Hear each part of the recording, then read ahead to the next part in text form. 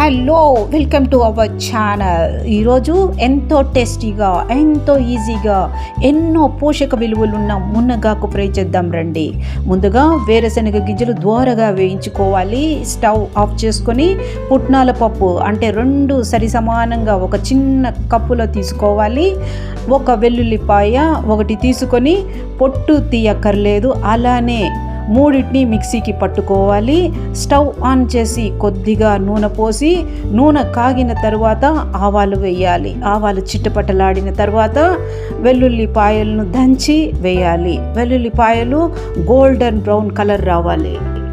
ఇప్పుడు మునగాకు వేయాలి. అందులో సరిపడా ఉప్పు వేయాలి. ఒక చిన్న గ్లాస్లో వాటర్ వేయాలి. మూత పెట్టి ఒక 10 నిమిషాలు ఉడికిన తర్వాత కొద్దిగా పసుపు, మిరపపొడి వేసి పచ్చివాసన పోయేంత వరకు కలపాలి. వాటర్ అంతా మరిగిపోయాక మనం రెడీ చేసుకున్న పౌడర్ అందులో వేసి 2 మినిట్స్ కలిపితే అంతే. ఎంతో టేస్టీగా ఉన్న రుచికరమైన మునగాకు ఫ్రై రెడీ.